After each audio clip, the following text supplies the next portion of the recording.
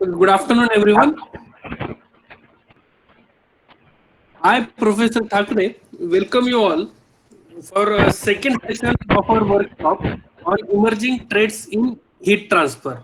So today we have Mr. Parag Sonone, who is going to deliver lecture on heat pipe. So before starting with our session, I would like to ask Dr. Sonone to introduce our resource person. Sonone, sir. Yes, yes, sir. Thank you, Takre sir. So, good afternoon to all of you, and good afternoon to our speaker, Mr. Parag Punone. Mr. Parag is degree University of Pune, and after that he has worked in heat transfer industry. In last 15 years, basically, he is working in this industry. He works on a lot of projects that are associated with the Google, Amazon, and Microsoft. So his area of interest basically in heat pipes, thermosiphon, and thermal management of electronic devices. Presently, he is working as a director at Biot Corporation, Shenzhen, China. So on behalf of Mechanical Engineering Department, I heartily welcome to Engineer Parag Sunone, and I also thanks to our management principal, vice principal, and the head for providing opportunity to uh, provide this platform to our students and the faculty members. So I request Mr. Parag to start with his session. Thank you. Over to Parag. Thank you. Good afternoon, all of you. I hope safe and enjoying your stay at home. And today, thanks to Professor S.B. Sonone and the Honorable HOD Mechanical Department, ABT College of Engineering, to arrange this session. I got a very limited time to prepare my PPT. I can say the information, whatever I collected. Due to some confidential information, like Sonone sir mentioned, I'm working with a lot of global customers on the cloud computing, data centers, and the consumer products. So I cannot show the realistic picture. Still, I try to collect some information from my US colleagues to make this presentation more meaningful. We are from the industry, so my presentation will be more focused on the industrial oriented, so less calculation, not too much boring for everyone. And I hope everyone will be enjoy what I'm presenting. I have to wrap up my presentation within 45 minutes. End of the session, if anyone have any question, I will try to address few of them, some questions. And if some are remaining, you can please contact the Sonone sir, and later I will try to by email, or if is needed, I will have a telephonic call with need my help on the thermal management in electron. So as sir mentioned, my main focus of the thermal management is in electronics cooling. So heat pipe is very critical. It's not a very new technology, but is already long years ago. But commercialization of the heat pipe it just started before 20 years. So I try to collect information about introduction about the heat pipe and more applications and theoretical background for the heat pipe works. So I'm presenting my presentation. Hope once so the agenda for the today's session, I divided like introduction of electronics cooling because heat pipe is more critical application nowadays we are finding in electronics cooling. Introduction of the heat pipe design consideration, heat pipe application, and heat pipe advanced technology. So heat pipe advanced technology, I'm not currently focused, but I will just introduce a little bit how the new technologies ongoing in the heat pipe industries or in a different business. But today's session is more about the basic introduction about the heat pipe. So I keep my discussion just on the basic introduction about the heat pipe. If next time, if you all are interested, we will have another advanced session about the heat pipe. We go on a simulation side or what are the inside the calculations, and what are the different advanced technology coming in the heat pipe. I would also like to say, if anyone from the Sonunesa or anyone, if you want to interrupt or stop me, please let me know, because any question is okay in between. So why the electronics cooling? This looks like a very hypothetical picture, but this is the reality. The thermal management in electronics is a critical challenge, because all the consumer want everything to be very reliable, very compact, high performance. Like today's session also, everyone is working from the home. And because of the technology, we are using very good session arranging by the college. So in electronics cooling now, the CPUs, DIMM, all the components, those are electrical inputs, all dissipate the heat because the efficiency of the component. So removal of the heat is the biggest challenge nowadays, because the space available in the cooling is limited.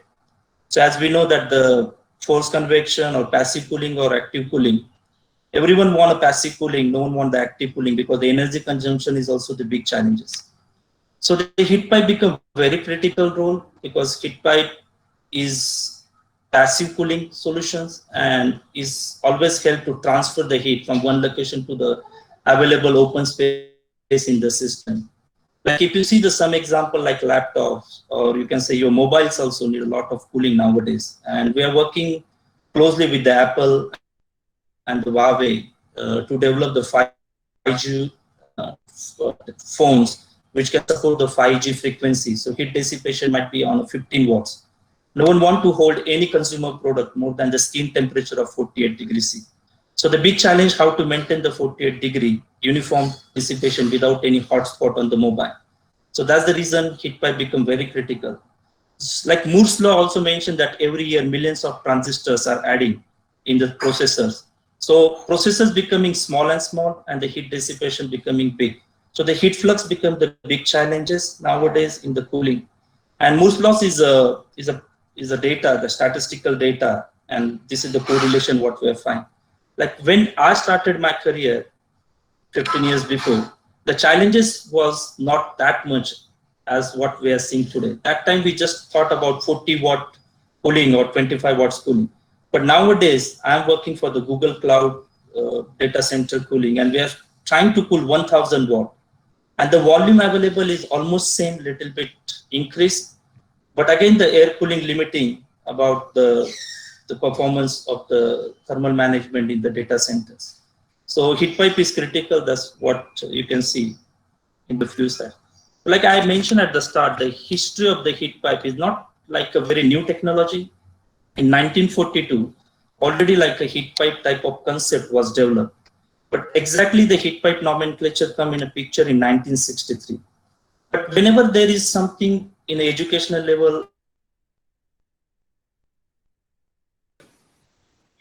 okay. So I was talking about the history of the heat pipe.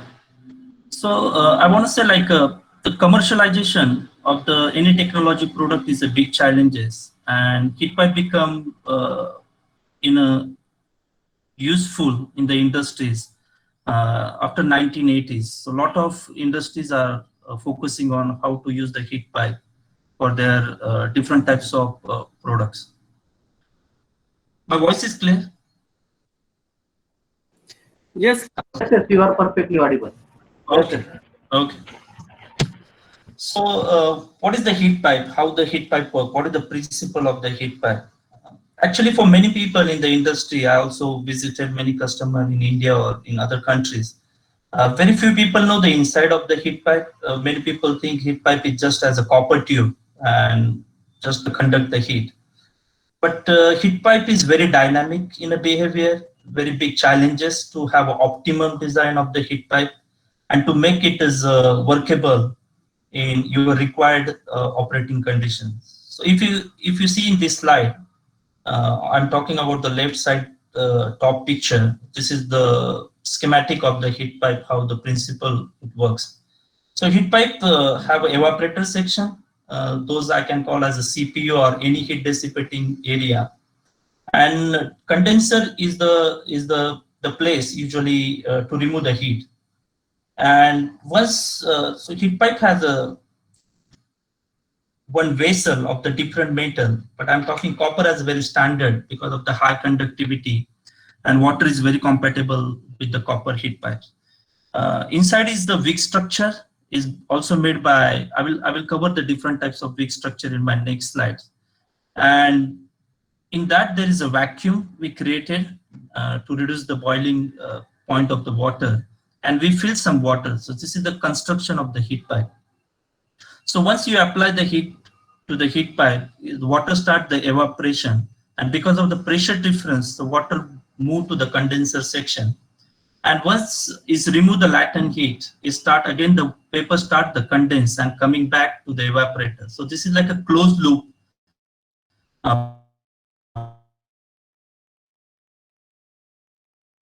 And we already seen in the industries the heat pipe reliability and the life is more than 25 to 30 years is the data what we have. So it's very reliable product. So this is the structure of the heat pipe. So we call as the like a standard heat pipe thermal superconductors. So when are heat pipe used? So as I mentioned, like heat pipe, some people have a misinterpretation of the heat pipe. Heat pipe is just one component to transfer the heat.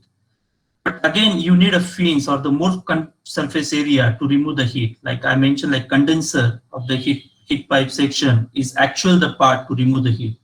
So the basic use of the heat pipe to transfer the heat. So if you see the left side top picture is showing the heat pipes are mounted directly on the heat source.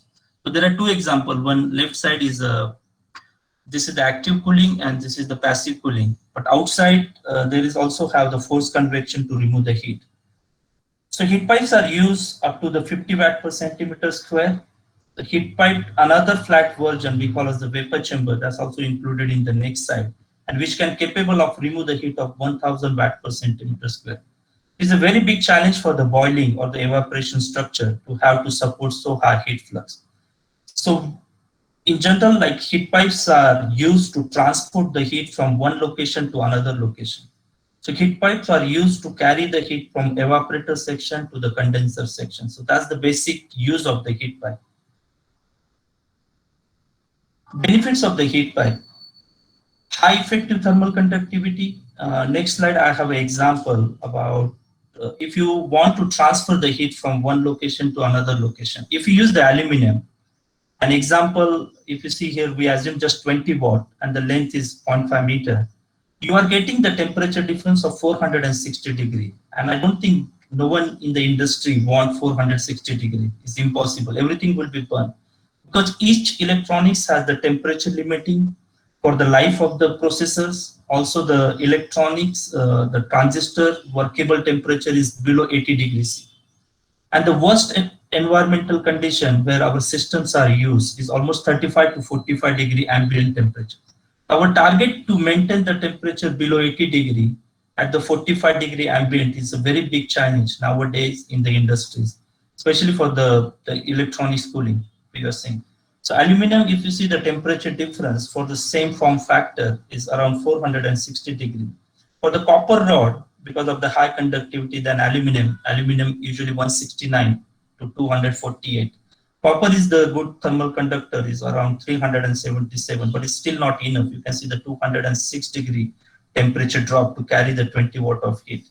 And magically the heat pipe is showing 6 degree delta T. So it's so important to use the heat pipe, and without heat pipe nowadays, cooling is impossible in electronics cooling. So the benefits of the heat pipe is a high effective thermal conductivity. Heat pipe conductivity is again depend on how we design the heat pipe, what the internal structure of the heat pipe, how much water fill we have, what type of different wick structure.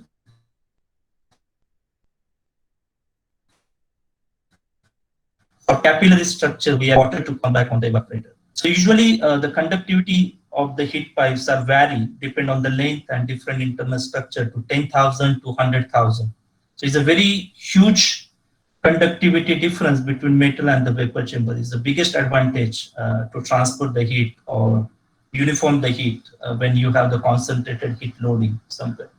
Passive operation, because there is nothing, no moving components, so high reliable.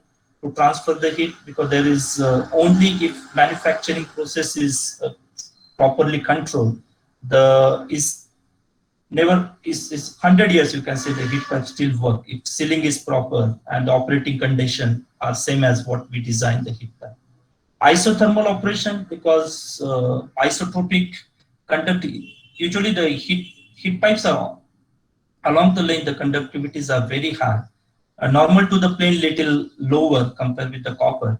But if you use the heat pipe properly during design stage, you almost get the isothermal surface of the cooling, I can say the heat sink or cooling plates. Long life with no maintenance, because there is no moving component, so there is zero maintenance, and the lower cost. Once the design of the heat pipe is optimum, the manufacturing cost is less than $1, depending on the size of the heat pipe. I'm just giving the bulk numbers, approximate values, just as a reference, because as I mentioned, today's session is just the preliminary introduction about the heat pipe. Any question? Shall I continue? Yes, sir. Yes. Continue. Okay. The heat pipe components. So heat pipe have 4 major components, and each component has his own design criteria. When we design the heat pipe or we manufacturing heat pipe, we have to be careful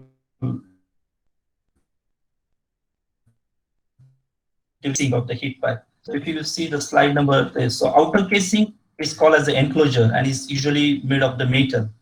Below this layer is called as the wick structure or the capillary structure, which support the water to recirculate back on the evaporator. And below this is the empty space, is called as the vapor space to move the vapor. So the enclosure and envelope is a vacuum sealed vessel. It looks easy, but during manufacturing, lot of challenges to create a vacuum for such a small form factor of the enclosure. Different material available for the enclosure. Standard common uses is the copper. Some people are using aluminum, but aluminum is always creating the oxidation when it react with the water. And non-condensable gases is not accepted in the heat pipe, because that make the heat pipe not perform what his application is. Some people are trying to use the titanium. Some people have some experimentation or real application by using the stainless steel. So the material selection is depend on the application process and the cost.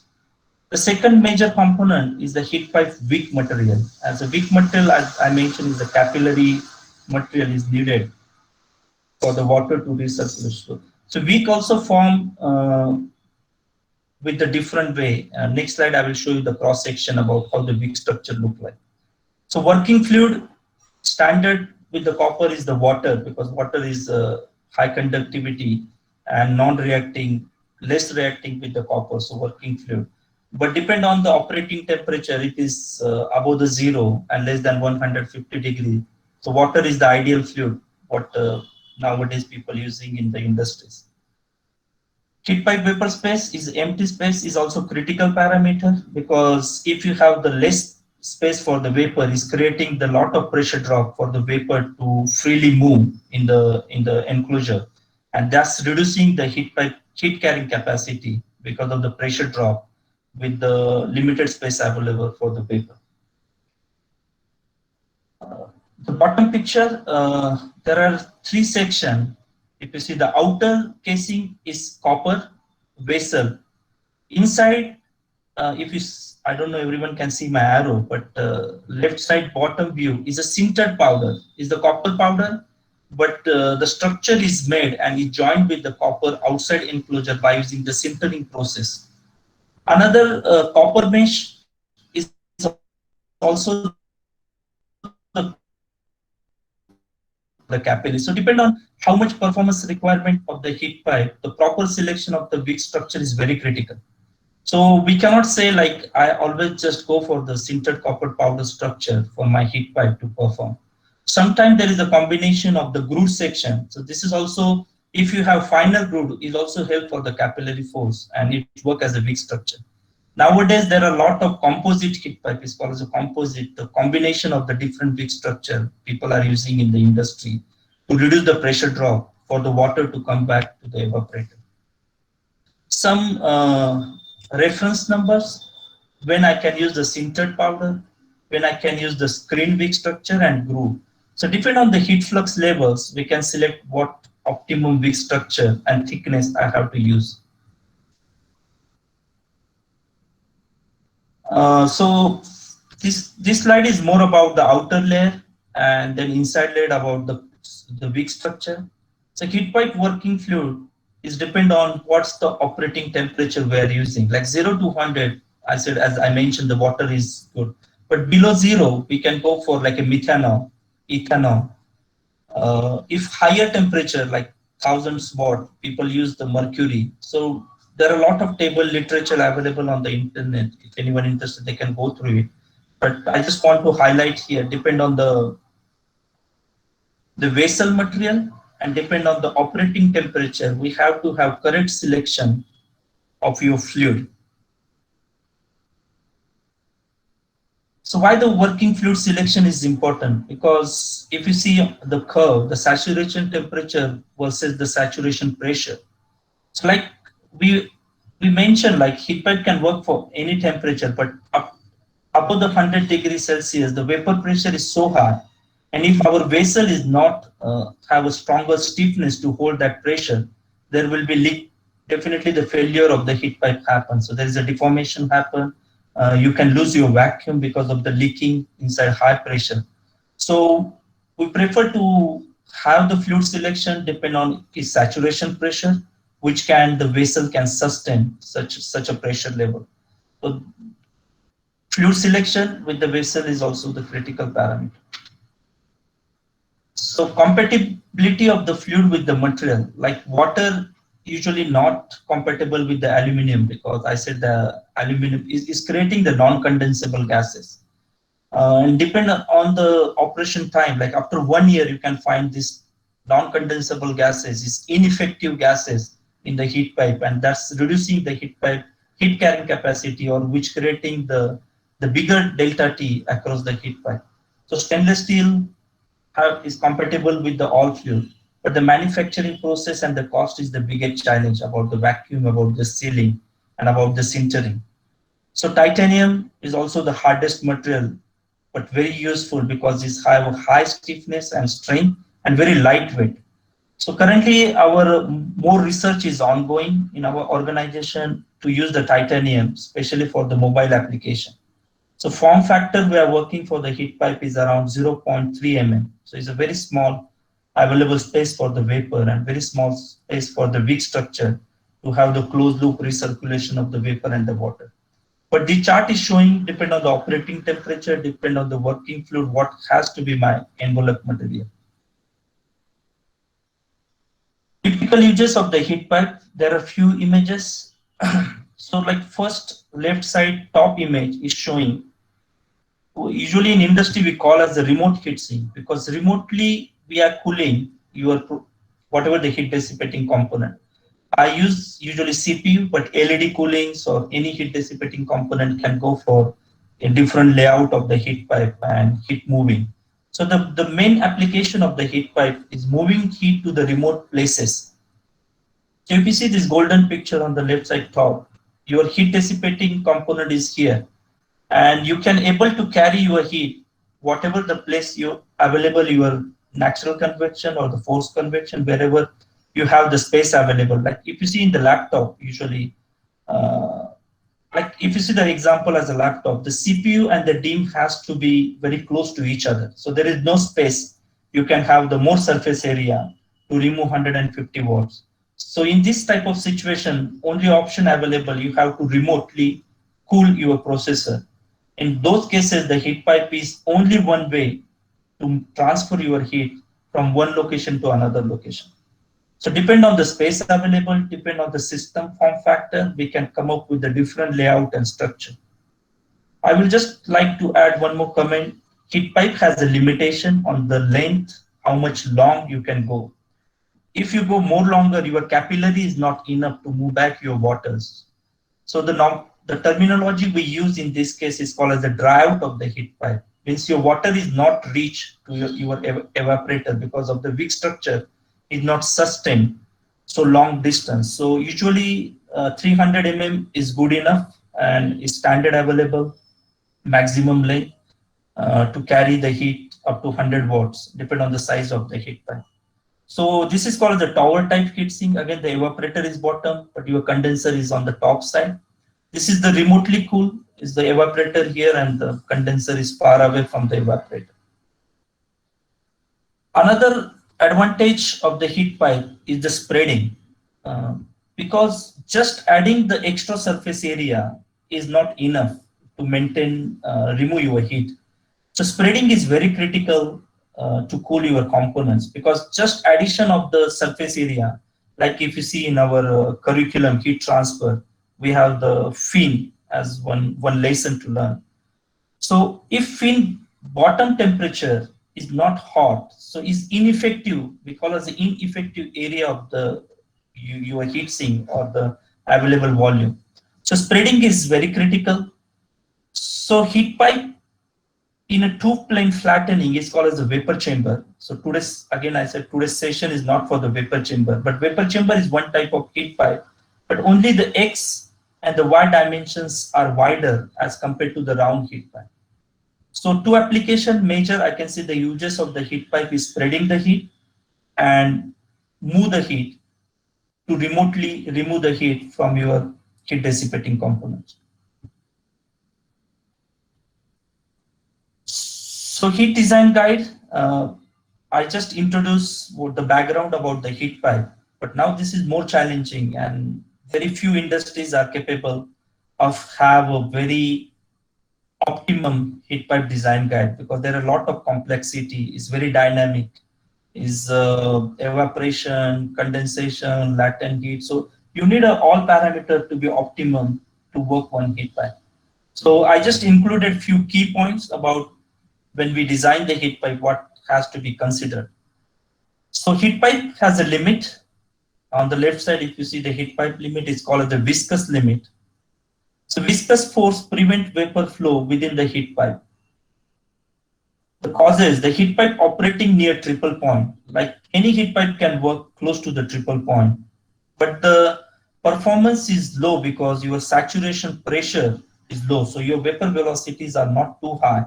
So that's the reason usually heat pipe has to work for copper. We suggest at 25-degree operating temperature. One is called the sonic limit for the heat pipe. If the vapor flow reaches the sonic velocity when leaving the evaporator, it's choking the flow.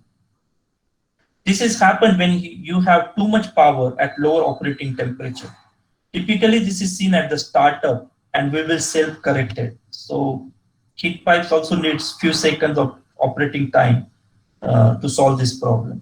So heat pipe entrainment limit is the high velocity vapor flow strips liquid from the wick. So actually, our first slide, we show that vapor and liquid is in one vessel and moving to and fro.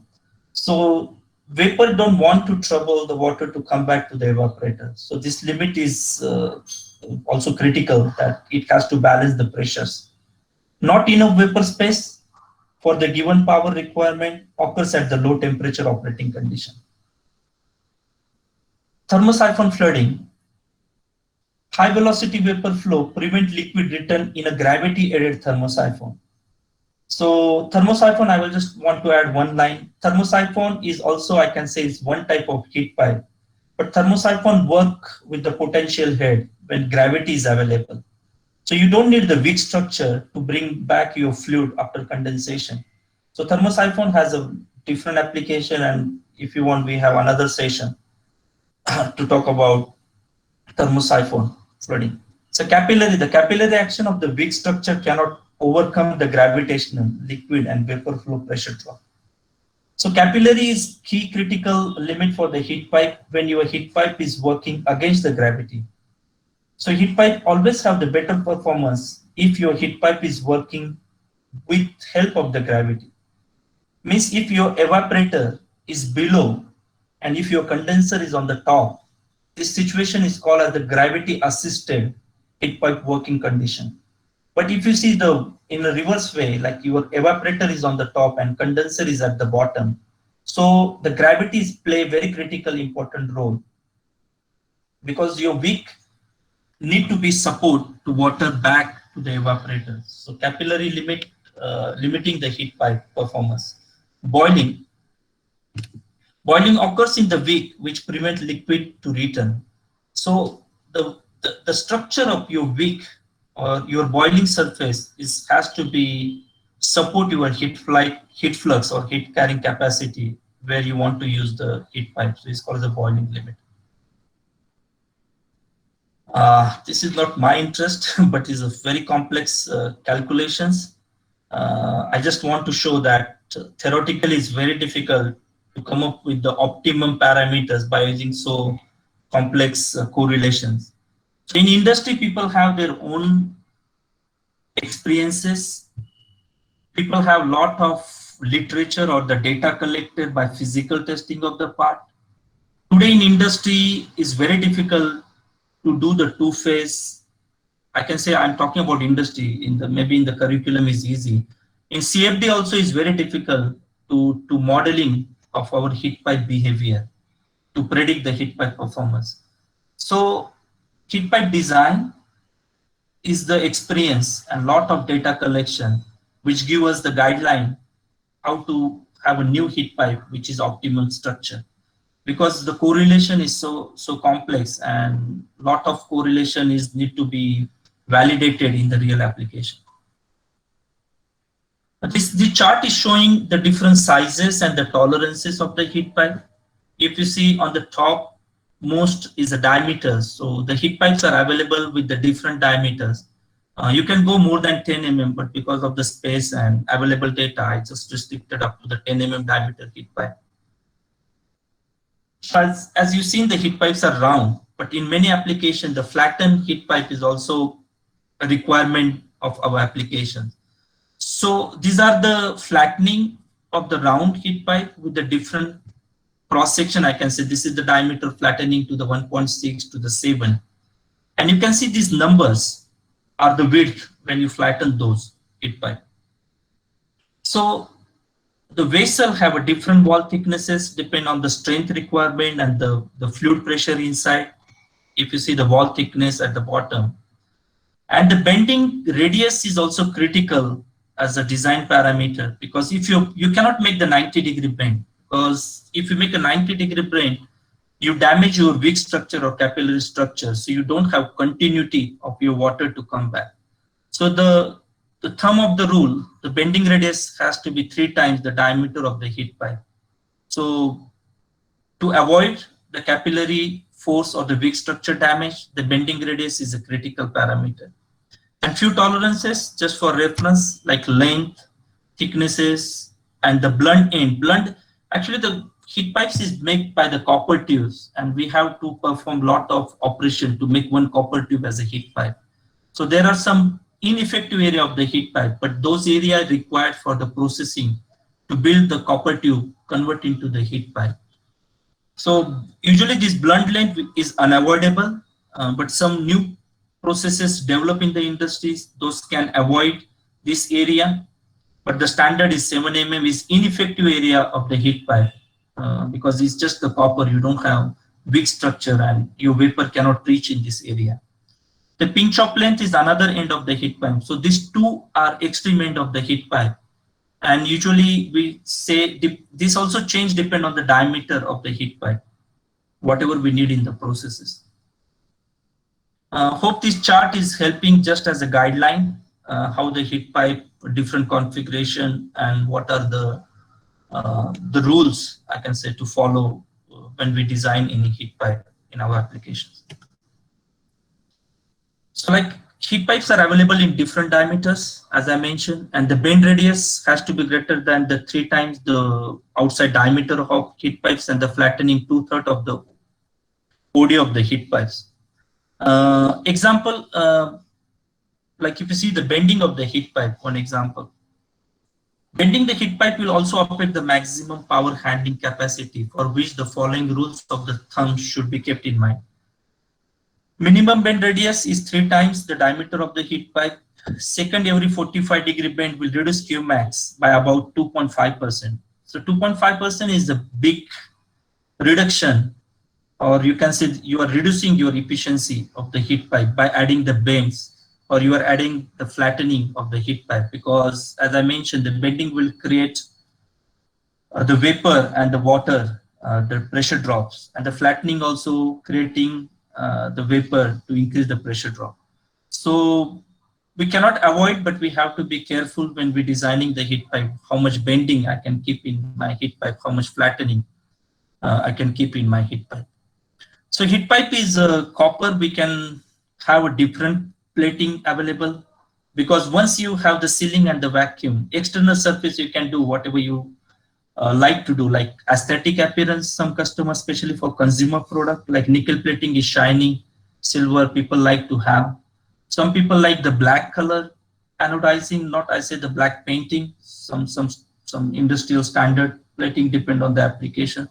So heat pipe is possible to have any type of heat pipe plating or the surface treatment on the surface of the heat pipe. Please let me know if the time is running out, because I just have another 10 or 15 slides. We have another 15 minutes, right? Fine, sir. Go ahead. Okay. Hope I'm not making boring. I will wrap up as soon. So heat pipe design limit and the procedure, like I mentioned, if you see the top left two curves, one is the horizontal operating condition and one is the against gravity. The optimum use has to be, so heat pipe work for any operating temperature, but the best performance you can see around in between of that vapor pressure maximum and below, the performance is good. So these are showing the different flattening of the heat pipe, and the Qmax is drastically reduction, like 30% of the Qmax is reduced because of the against gravity. So this is just like a design consideration when we do the heat pipe as a heat moving component. This is also this showing, if you go to the left, is called as the against gravity. So you can see the heat carrying capacity of the heat pipe is reducing, depend on the against gravity orientation of the heat pipe. If you see here, the flattening of the heat pipe is reduced from 15 watt Qmax carrying capacity to 10 watts. So flattening also impact a lot. So if I want to, if you would like to summarize this slide, the critical is the gravity factor consideration, angle of the orientation when you design your heat pipe, and again the flattening of the heat pipe. All this variable is showing how the impact of the heat carrying capacity or heat moving capacity of the heat pipe.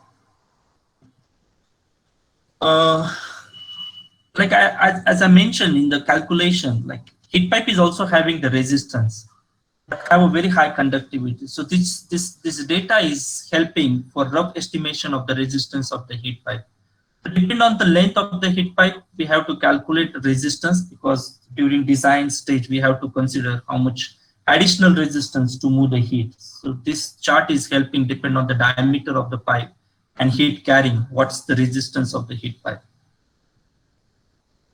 Like to calculate the heat pipe thermal resistance, delta T by the power input. So one delta T, I'm saying from evaporator to condenser, how much is the drop in the temperature? And if you divide it by the power, you are getting the resistance of your heat pipe. Minimum is always good. Ideal, happiest for any engineer, 0 degrees per watt, but is unrealistic. I can say the wish of the design engineer. So we have to be see what the resistance addition because of your heat pipe. So heat pipe selection example, this is just showing, like if I use the 3/6 diameter round heat pipe and if I use the 2 8 mm diameter flattened heat pipe, which design will be the performing good? But if you see these numbers, both are carrying good enough heat, but again diameter 6 need a more space in your system, and flattening heat pipe is almost covering the whole heat source.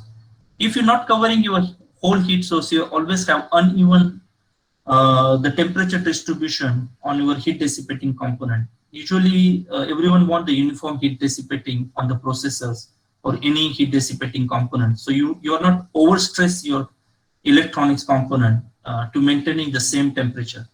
So is again the challenge is how to routing your heat pipe where you want the hot spot or you don't want any hot spot on your processor. So this one example just showing we can come up with the different structure of the heat pipe. You can go for round structure, you can go for flatten. Both can work, but again depend on the space available. We can come up with what design we have to come up. Example, like if I don't have heat pipe and if I want to remove the heat from something, is adding the resistance just fixing 0.4 degrees C per watt. So I don't know how many people know this nomenclature, but degree C per watt means my temperature increase for 1 watt. If I add 1 watt, 0.4 degree will be the temperature increase of my heat dissipating component. So we want this number to be as small as possible. So this number is the combination of your conduction resistances, your fin efficiency, your convection resistances. But heat pipe help to improve your fin efficiency. If you see this structure, design C and design D, is helping a lot to improve your fin efficiency. We are able to reach up to 85 to 90% fin efficiency, depending how good design you are doing. And you can do this optimization with the heat pipe assumption as a orthotropic conductivity solid conduction block. ANSYS have a lot of CFD software to do this type of analysis. So conduction, convection, spreading, those are all critical resistances. So heat pipe, by using the optimum heat pipe, with the same form factor, you are easily able to reduce from 0.4 to 0.22. I can say almost 50% reduction in the resistance. So heat pipe is so important part nowadays to get the smallest and the lowest resistance of your designing cooling components. Heat pipe design guideline for heat sink integration. So like heat pipe, as I mentioned, only heat pipe is no useful. Heat pipe just help to transport the heat, or heat pipe make isothermal surface. But you need something to embed it. Your heat pipe has to be embedded in somewhere. So this is called as the indirect contact. So your heat dissipating components there's a copper plate in between your heat dissipating component and heat pipe. So this is the additional conduction resistance to reach your heat up to heat pipe. So depend on cost and performance requirement. And this is called as a high contact, means your heat pipe is directly in contact, and this is the best way. You are already making your conduction resistance 0. So once the heat is entered in the heat pipe, is directly moving to your convection area or whatever the extra added surface area you created to remove your heat. But this process is little challenging in manufacturing. Addition cost, there is a risk you can damage the heat pipe. There is possibility during CNC operation you can leak your heat pipe. So in general, be careful whenever we want to embed or integrate our heat pipe in your cooling solutions. So this is also the removing heat and moving heat to your fin to improve your fin efficiency. And this is some application you can see usually in your laptops or in drones. This is something new. It's called the SOX. I can say the thin heat pipes or thin vapor chambers, small form factor. So the previous all discussion for the diameter 6, 8, and now we are talking about 0.35, 0.4. Each has his own challenges of design, how to come up with the good capillary structure, how I can avoid my vapor resistance, how I can create my vapor, how I can do in manufacturing processes. So theoretically, it looks okay as a concept, but manufacturing, we are struggling a lot because we are now in Xiaomi mobile, in mass production, we are using the thin heat pipes. We see a lot of challenges to build those type of heat pipes. We invest $1 million to just have the manufacturing stable process to avoid the yield in our processes to make something perform for 5 watts. So 5 watt also big challenges. But for this small form factor and small powers, so slim heat pipe and vapor chamber is very critical, playing role in industry nowadays. Again, depend because the size is less, so heat carrying capacity is very small. But again, this is for laptops, tablets, or your mobile application. Heat dissipation requirement is not more than 10 to 15 watts. Or this type of products are used in optical connectors, in the networking of telecom. So a lot of applications. So I cannot say any industry is not using the heat pipe. From consumer product to the space, everyone is using heat pipe in different ways and in different locations. So thin form factors are most useful in consumer optical connectors. Big heat pipes are used for the IGBT or the high power cooling applications, the data centers and the servers. So heat pipe application, this is my few slides, last session. Interesting, colorful pictures make the all students happy to see. Like as I mentioned, no industry is untouched not using the heat pipe. Electronics, energy consumption, global warming and environmental, healthcare, and aviation and automotive applications. Every industry is using the heat pipe. So again, this is for the electronics. I can say from smartphone to your supercomputer. If you see on the left side, and if you see on the x-axis, is depend on the heat dissipation. You have to select what thickness of heat pipe fit for which application. This is very good example. This picture is from the CFD. We use our own CFD software to analyzing the performance. In old days, people use copper plate and graphite in mobiles and tablets, but still you can see the hotspot and is not utilizing the space available, because mobile casing itself is a heat sink. You don't need extra surface area. But how to move the heat from one small processor from 10 mm by 10 mm to use your surface? So vapor chamber and heat pipes are very critical.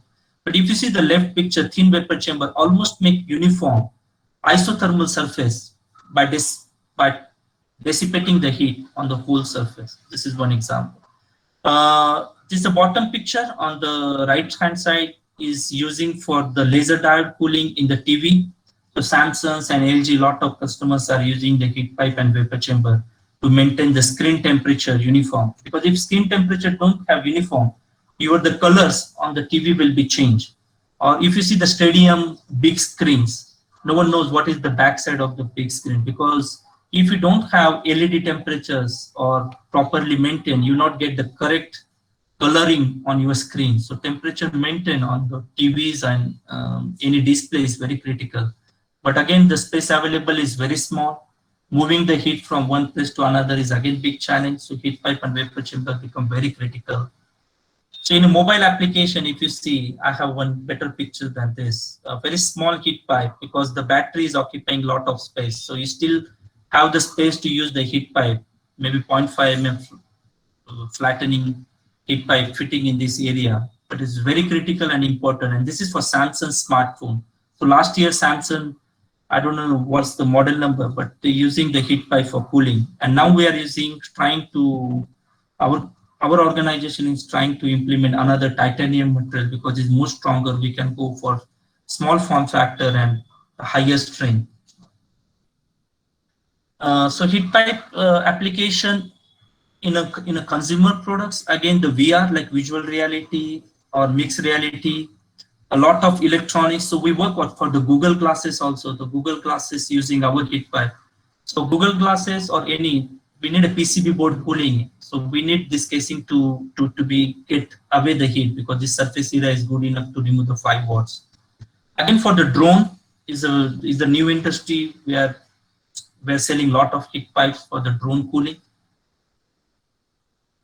This is the better view of the smartphones about the heat pipe application, how effectively the heat pipe can use.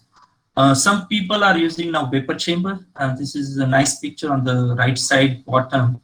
You can see the detailed internal structure, how this one vessel is made. So bottom copper plate, then you have capillary structure and this column to support the vapor pressure, and then top cover. So we can use the cap brazing, we have to use the diffusion bonding. So different challenges in the processes to make this part. Laptop application is the skeleton of the heat pipe, but that's only one option, because gaming laptops are GPU and CPU, both are dissipating more than 100 and 150 watts. Almost, we're talking about 300 watts on your laptop, or you're handling on your lab. So it's a huge challenge is how to move the heat out. So if you see there are two blowers, so usually the outlet is on the back side of the laptop. So this blower, but heat is moving, and there is a lot of designing consideration to design how to balance the heat from CPU and GPU section. So both blower can dissipate the same heat. So is again, this all come in when you design thermally this in CFD. As I mentioned, you can go for different colors. This is just as a copper wash, very shiny surface.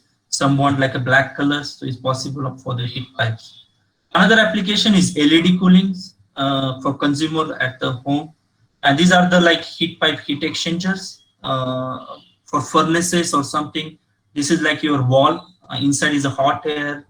You want to remove the heat. Outside is a cold air. So this is like a heat pipe air-to-air heat exchanger application. LED, again, if you see this example, if you not use the heat pipe, your cooling solution is almost 4.4 kilograms. But if you go for heat pipe solution, you drastically reduction of your cooling component, and you able to remove the same heat. And this is the CFD simulation pictures. I have another 4 minutes, right, sir? Hello? Yes. Yes. Okay. So I will wrap up it in 4 minutes. So automobile, LED cooling, heat pipe application, the battery cooling, because of the e-mobility, electrical vehicles, all countries are pushing for the battery to go for the green. The heat pipe is again critical to move the heat, because battery, we need a very compact structure for shock and vibration, and you want to fit lot of batteries in given space available as an automobile standard. But again, battery heat dissipation when charging and discharging is a big challenges. So people using very skeleton structure of the heat pipe, and first you move the heat to somewhere, and by using your oil cooling or the water cooling, whatever available in automobile, you are capable to maintain your battery temperature. This is the real application picture. So heat is moving on the top of the battery leads by using heat pipe, and the water cooling by forced convection. You remove heat out from your batteries. This application is more for the photovoltaic system, CPV. This example is showing you have the solar cell. Below solar cell, you can use the heat pipe, and you can have natural convection heat removal in CPV application. This is the Alaska pipeline. Usually many people saw this picture, but no one knows that they are using the heat pipe to maintain the ground, not to melt or to maintain, because the hot oil is moving through this pipe. So the heat pipes are very critical. So almost 0.1 billion heat pipes they use for this pipeline to maintain the oil move from in Alaska. So heat pipe is so important in this application also. For the rail traction or transportation, again, lot of vibration, and if you see, sorry, can you mute the phone? Mic.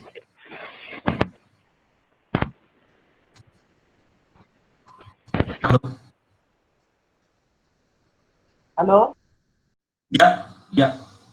Okay. So the transportation, railway transportation, we are talking about kilowatts heat dissipation now, not in the watts. But so huge component by using multiple heat pipes, almost like 32 numbers of heat pipe for one IGBT cooling, and this is the physical sample.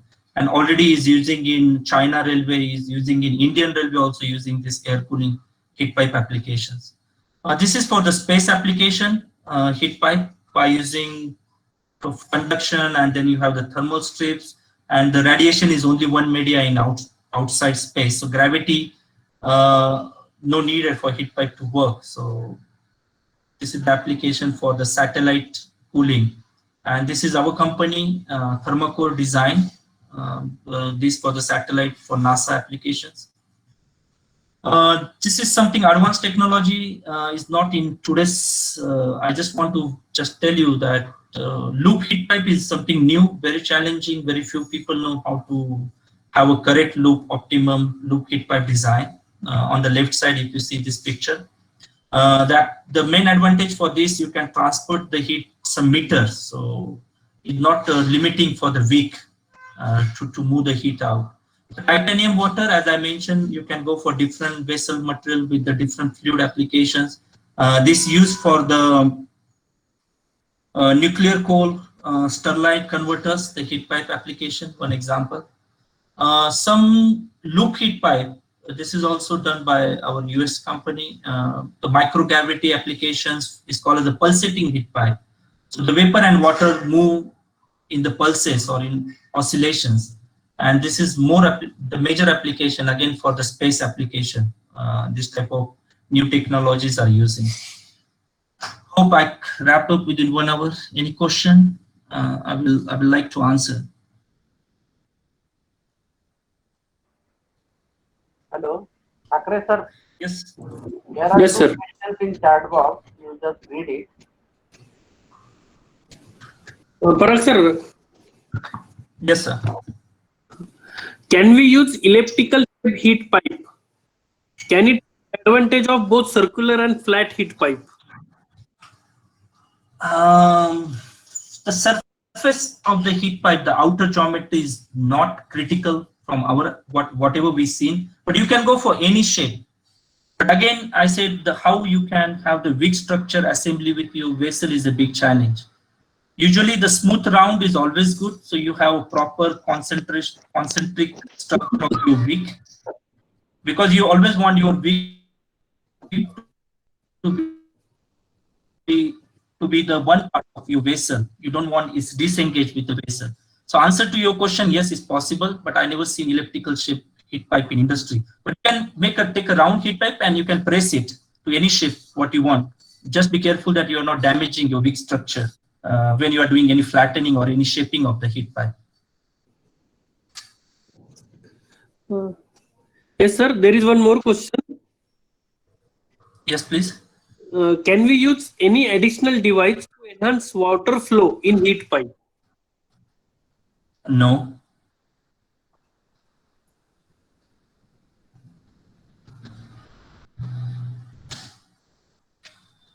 You cannot actually. That's the weak structure is only one way you can optimize your water flow, means to improve your capacity.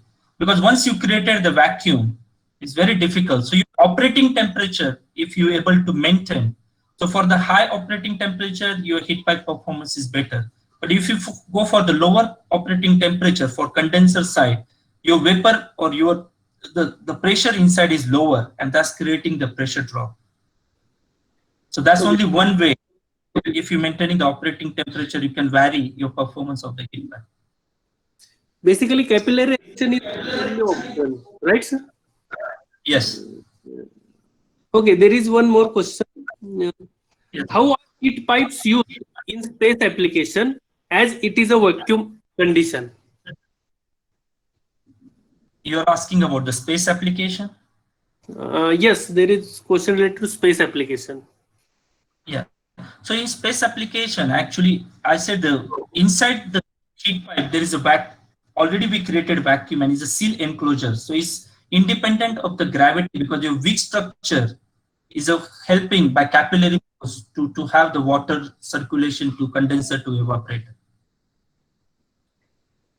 For thermosiphon, which is gravity working principle as a heat pipe, I can say thermosiphon as a heat pipe, heat moving actually, then gravity become critical. So in space application I already shown in my presentation, heat pipes are using, and some new technologies are also using to long distance move heat. So capillary force is the driving factor. So there is one question from my side also. Yeah. If I want to simulate heat pipe in our traditional software like CFX and Fluent, so does it have that capillary action, or is there any modification in programming required? You ask a question. So it's possible. I not say it's impossible. I don't know. I never did a real. I'm not lying. I not did CFD simulation in my whole career. So we always assumed, or we have a lot of database how to model as a conduction model as a heat pipe. We not go in a two-phase modeling in CFD, but you can do if you have a proper correlation, and maybe you can do your own program in Fluent, you can able to model the heat pipes. Yes. Okay, thank you, sir. Hello. Hello. Sir, Yes, sir. I have one question. In heat pipe, we are generally using the copper material. So are there applications in which we are using instead of copper material? Yes, yes. You can go like I mentioned. People are using the titanium now. Titanium is very high strength. You can go for lightweight application. People are using stainless steel also. So I just say copper water because it's very good combination, is proven, and the low cost manufacturing process and water is good enough compatible with the copper. Yeah, But but yes, you can use any other materials also. Okay. But other materials are thermal conductivity is very low compared to copper. Then So yes, yeah, understood. So you have to be you have to think what's the challenge in your design. Your conduction resistance is the issue or your transport of the heat is the issue. So you are correct. Low conductivity is adding the resistance, but how much again you can optimize your structure. Like if you are using the copper wall as 0.5 mm, and if you go for tungsten, because tungsten is very stronger material, you can go for 0.2. So by optimum design, you can compensate your conduction resistance losses okay. to select the proper your vessel thickness. Okay. Okay. Thank you, sir. Parag sir, Lot of question. Parag sir, Yes, I yes, have sir. one question. So, what sort of Okay. parameters you are considering in thermal management of 5G mobile phone?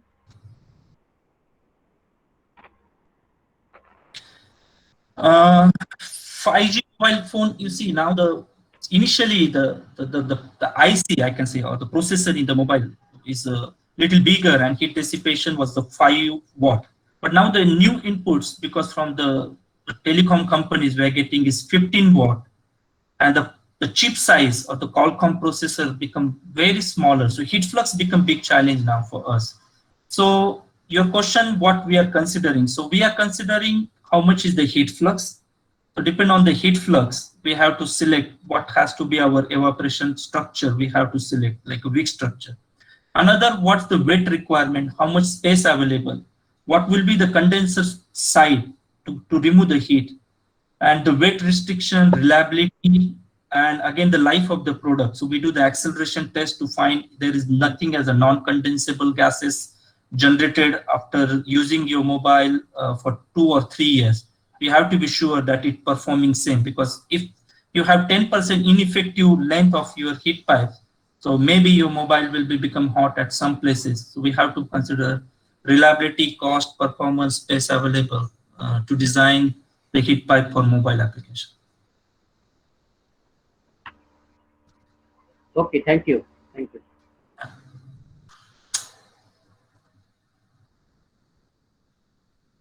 Yes, Thakre sir, there is one more question in chat box. Hello.